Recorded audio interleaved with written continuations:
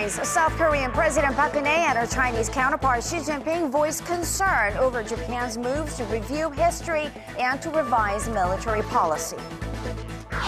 And the two countries' businesses signed a host of agreements aimed at expanding bilateral commerce and trade. North Korea moves to make good on its agreement with Japan and launches a special committee to investigate the fate of Japanese nationals abducted by its agents decades ago. Hello and welcome to the show. I am Kang Tae-ri in Seoul. We begin with the second and final day of Chinese President Xi Jinping's state visit to Korea. Neither he nor President Park Geun-hye brought up their recent tensions with Japan during a joint press conference yesterday, which is Thursday, here in Korea, but they did today. With regard to Tokyo's decision to expand its military role in Northeast Asia, both leaders said many countries are concerned about this move and that more than half of the Japanese population opposes it. The two presidents agreed Tokyo should instead carry out its defense and security policies in a more transparent manner. Presidents Park and Xi then expressed regret over Tokyo's recent review of a 1993 apology for wartime sexual enslavement, saying Japan was now trying to undermine it. They also said they were concerned about Japan partially lifting its North Korea sanctions in return for a re-investigation into an abduction of Japanese nationals in the 1970s and 80s. Chinese President Xi Jinping also proposed a joint commemoration with South Korea, marking the 70th anniversary of two events in 1945, China's victory in the Second Sino-Japanese War and Korea's regaining its independence from Japan. China's foreign ministry announced Friday that during the Seoul-Beijing summit, President Xi said it was possible Korea and China could hold commemorative events together next year to mark the 70th anniversary of the two milestones. When asked about this proposal, Korea's presidential office spokesperson did not give a clear answer, saying he could not confirm specific details of this summit. And staying with Xi Jinping's visit to Seoul, he also went to one of the country's top universities today to talk to a group of students there. Here we got some strong words over Japan's view of its history. Kim Myung-gil has more. President Xi Jinping became the first Chinese president to speak to a group of Korean students at a local university on Friday.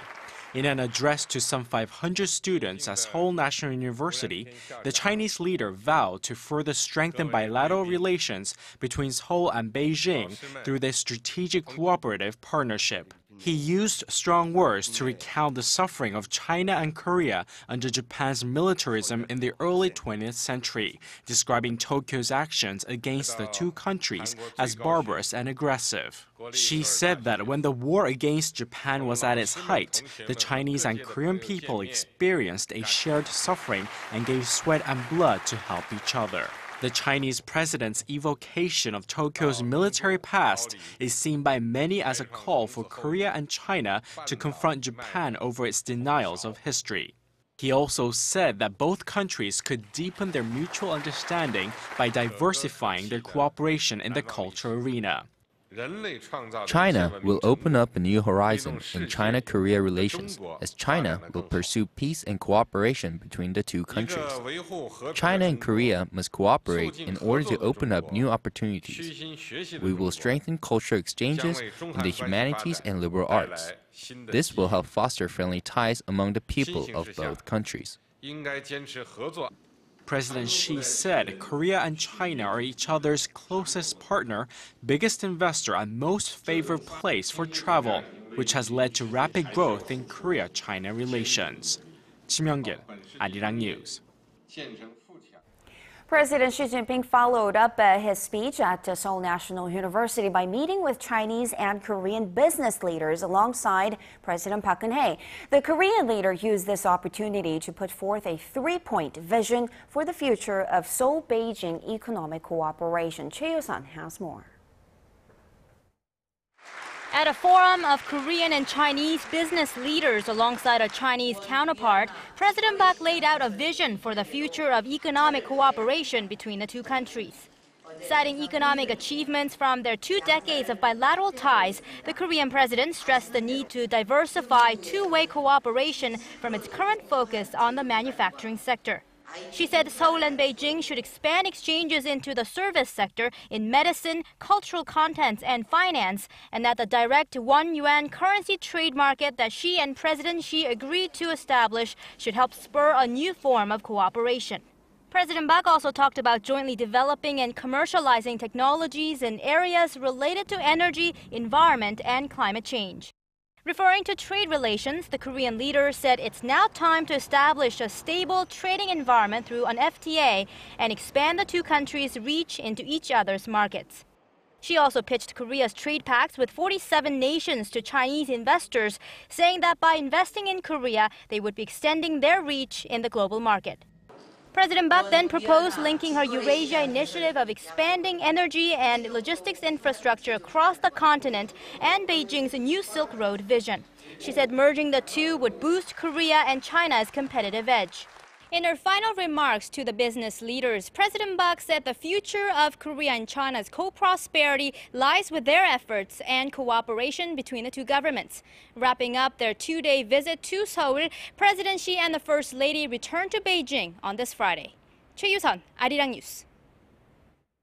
And staying with the business aspect of this visit, the two countries have vowed to finalize bilateral free trade negotiations by the year's end.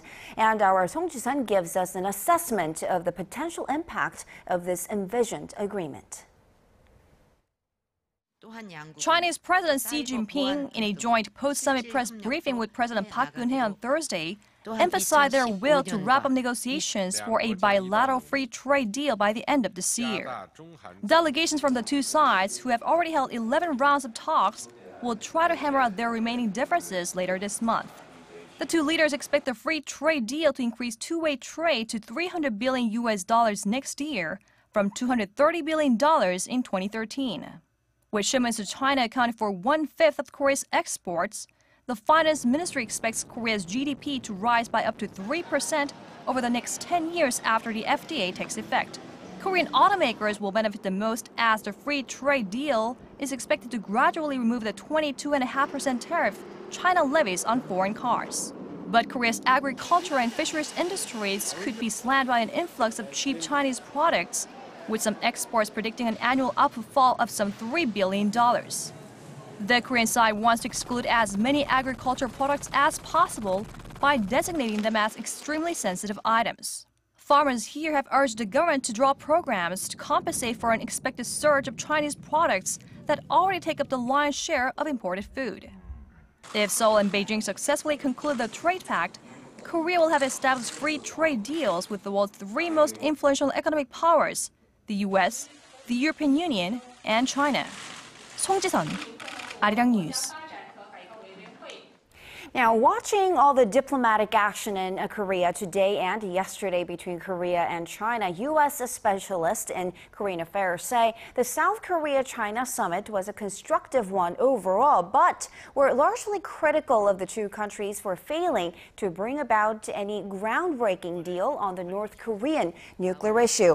Experts, including Victor Cha of the Center for Strategic and International Studies, pointed out that the two countries hold fundamentally different views on North Korea. Mr. Cha said Beijing has made a tactical shift, but it has yet to make a strategic one there. Another expert on North Korea, Joel Witch of the 38 North website at Johns Hopkins University, says China may have intended to send a political message to Pyongyang through this summit, but it remains unclear actually, whether Beijing has undertaken any substantive changes on how it handles the communist state. For the latest in news that impacts Korea and the world, join Kang Chae-ri for a lively half hour that covers politics, business, international news, and much more. Live at 8 every weeknight on ARIRANG TV. Human Rights Council headquarters in Geneva on Thursday, finding ways to persuade. After months of government-level talks, the Abe administration is keeping its promise with North Korea and has lifted some of Japan's sanctions on the communist state. This while North Korea launches a re-investigation into the fate of Japanese citizens abducted to North Korea decades ago. Hwang Sung-hee tells us more. Following a cabinet meeting Friday, Japan formalized its decision to relax sanctions against North Korea. These include lifting travel bans to and from Pyongyang, raising the reporting limit for money taken or sent to North Korea, and allowing port calls by North Korean ships to Japan for humanitarian purposes. In response, North Korea's state-run Korean Central News Agency announced the launch of what it called an all-inclusive and comprehensive investigation to determine the fate of several Japanese citizens abducted to the north decades ago. The 30-member special investigative team, headed by the country's Vice Minister for State Security and led by the powerful National Defense Commission, will be granted a special right to probe any organization in the regime. In 2002, North Korea admitted to abducting 13 Japanese citizens in the 1970s and 80s to help train their spies. But Japan believes even more people were kidnapped. South Korea and the United States, Japan's key allies in countering North Korea's nuclear ambitions, have been calling for transparency in the separate dealings to prevent any friction in their trilateral cooperation. But whether Tokyo and Pyongyang's recent overtures will lead to a concrete shift in regional dynamics is keeping the world on edge. Hwang Sung-hee, ARIRANG News. Upon President Xi Jinping's visit to Seoul, Beijing has decided to release hard evidence of Japan's wartime atrocities. The Chinese government has also begun revealing confessions by Japanese war criminals and will continue to do so every day for a total of 45 days. There are some disturbing images here. Yu Dian for this report. The photo shows one of the horrific crimes by Japan's Unit 731. Wearing protective suits, 2 Japanese soldiers are seen pouring chemicals on a 5 to 6-year-old girl who is writhing in agony. This is just one of the 450 documents revealed by China's State Archives Administration on Japan's biological and chemical warfare during World War II. The fact Unit 731 used poison gas against Chinese soldiers is also described in the document.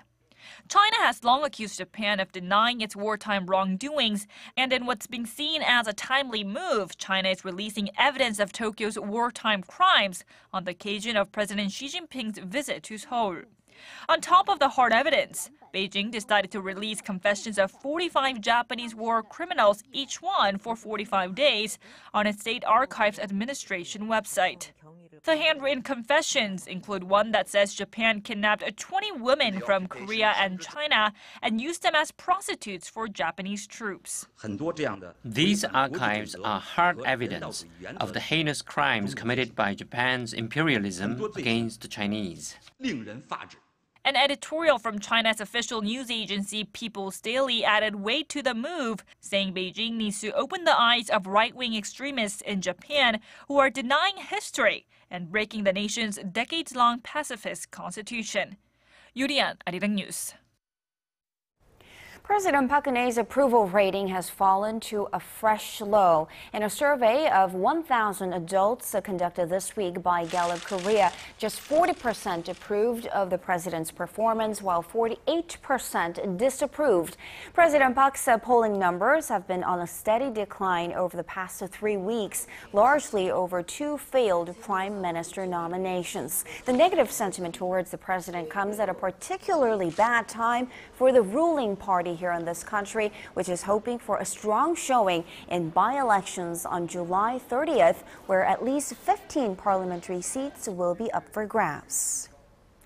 Korea, once a dominant player in shipbuilding, has recently lost its leadership to China. Korea won only 27% of new global orders in the first 6 months of this year, down from 32% a year earlier, according to UK-based Clarkson Research Services on Friday. The Chinese, on the other hand, increased their market share to over 44% from 40%. Last month, Korean shipyards also lost ground to their Japanese rivals, who secured nearly 26% of new global orders against the 16% recorded by Korea. Industry experts say a weaker yen has contributed to this gain by Japanese shipbuilders. Legendary ballerina Kang Soo-jin may have assumed the top position at the Korean National Ballet earlier this year, but that does not mean that she's hung up her ballet slippers just yet. She's set to star in a special ballet created just for her, actually, that has its Korean premiere this weekend. And our Park Ji-won sat down with her to talk about this production, of course, and the two demanding roles that she's taken on. This will be one of the few chances to see legendary ballerina Kang Soo-jin perform before her planned retirement from the stage in 2016. So this weekend's ballet Madame Butterfly, which was made and choreographed just for her, is a must-see production. How I interpret my butterfly is how I am, actually. All my color can come out in this Madame Butterfly as a woman. She says the main character Cho-cho-san has many different facets, from purity and sensitivity to charismatic strength, which all reflect her personality. When asked how she handles two demanding jobs, director of the National Ballet Company and a performer, she says she enjoys doing both. Being on stage dancing, it's my food, because I always danced because I loved it. Being director is another thing. I love it. It's such a challenge for me and very important with all the dancers, all the workers. I think to breathe together, to have the same tempo and same mind, that it can bring the success. And I do have this feeling with the National Ballet. The choreographer of this neoclassic ballet says the production would not have been made without Kang. And when the ballet premiered in Austria last year, all the performances were sold out. We did it with love for what we do, with passion. It was very nice for everybody, and I'm happy about the result. And I hope that the love that we had doing this production, the public in Korea would feel it also. The ballet runs from Friday to Sunday at the Seoul Arts Center. Park Ji-won, ARIRANG News.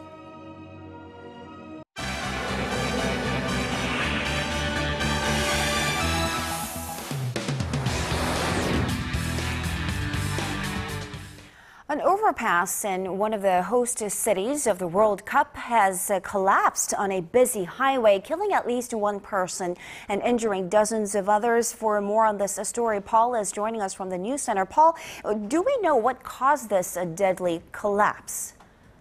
Well, the overpass was still under construction in the southeastern city of Belo Horizonte, which is scheduled to host a semi-final match of the World Cup next week. Rescue crews are still trying to break through the huge block of concrete and steel to reach cars that are still trapped underneath. Protesters, meanwhile, are blaming the government and FIFA for the accident. Our Kwon So-wha reports. FIFA, volta pra Suíça! Hey, FIFA, volta pra Suíça! The collapse of an overpass under construction in one of the World Cup host cities Thursday local time has spurred on protesters who had already been going strong for months. The overpass in the city of Belo Horizonte was located around 3 kilometers away from Mineiro Stadium, where a semi-final match will be played next week. The overpass started falling from the left to the right. I had no time to see anything else, so we just ran away. The bridge crushed a commuter bus and a car, killing at least one person and injuring 19, according to the city's fire department. The health department earlier said 2 people died, but the second death has not yet been confirmed. There were certainly some errors. I don't want to risk any speculation at this point. An investigation will show what happened. Protesters are back on the streets as they are blaming the government and FIFA for heavy spending on the World Cup and delays in infrastructure projects for the accident. They held signs saying this is the reality of the Cup and World Cup disaster put it on FIFA's bill. We are questioning for who is the World Cup. because it's not for the Brazilian people. Because we are asking that since last year, since a long time ago, that the government started to do crazy politicals for the World Cup. Last month, one person died in the collapse of a monorail train construction project. 8 workers were killed in the construction of stadiums for the international football event. Kwon So-ah, ARIRANG News. And Israeli President Shimon Peres has called for restraint as clashes erupt between police and Palestinian protesters in Jerusalem. Paul, this latest violence comes as thousands are mourning the deaths of teenagers from both sides of the Gaza Strip. What's the latest on the ground there? Well, street battles continue to break out in East Jerusalem, triggered by the discovery of the burned body of a Palestinian teen in a forest near the city. Angry Palestinians hurled stones and firebombs at Israeli security forces, who arrested 6 people on Thursday. Tensions are feared to escalate with the funeral of 17-year-old Mohammed Abu Qadar. People who are engaged in incitement are not aware where incitement can lead to more sorrow, to more dangers. It's time to all of us to show restraint, to show understanding. Israeli troops sent to the Israeli border along the Gaza Strip as of Friday, as several rockets were fired into Israeli territory. The two sides have been trading fire for weeks, but Hamas has reportedly offered to halt its rocket attacks, with Egyptian officials attempting to mediate a ceasefire. I see. Now, turning now to the crisis in Ukraine, President Petro Poroshenko there says he's ready to renew a ceasefire with pro-Russian separatists. Considering how the last ceasefire collapsed, how is Kiev approaching this new peace deal? Well, President Poroshenko reportedly said he'd be willing to give the ceasefire another chance, but only if it was observed by both sides. He also said it would be necessary for the rebels to release all hostages and allow the OSCE to control battle lines in eastern Ukraine. The White House says U.S. Vice President Joe Biden spoke to Poroshenko on Thursday on the conditions of the potential ceasefire and even further U.S. sanctions against Russia. Meanwhile, security and military officials in Kiev convened their first meeting since Colonel General Valery Helete was appointed as the country's new defense minister. Helete has been tasked with restoring Ukraine's failing military capabilities and fighting corruption. And finally, Indonesia's presidential election is just a few days away from now, and the two main candidates are, of course, battling it out for voter support. How are they holding up? Well, it's expected to be a very tight race between former Army General Prabowo Subianto and Jakarta Governor Joko Widodo. And both camps believe social media will be the key to winning this election. Out of Indonesia's 71 million internet users, the country has 69 million active Facebook users, placing it 4th globally behind the United States, India, and Brazil.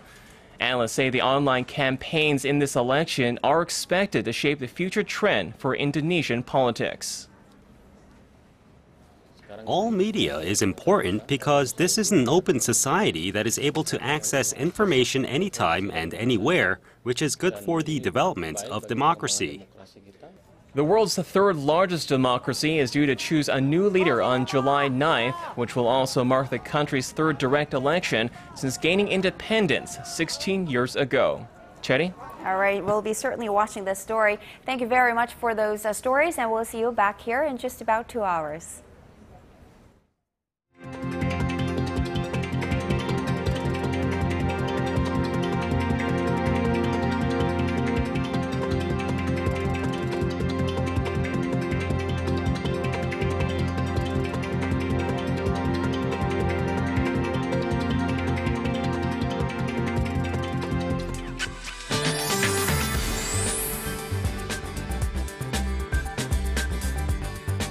Now let's get to weather updates from our Kim Bo-kyung at the Weather Center. Bo-kyung, not as humid as a typical summer day here in Korea, but it was a hot day here in Seoul. Absolutely. I was outside this afternoon for a couple of hours and the weather was hot enough to make you sweat in no time.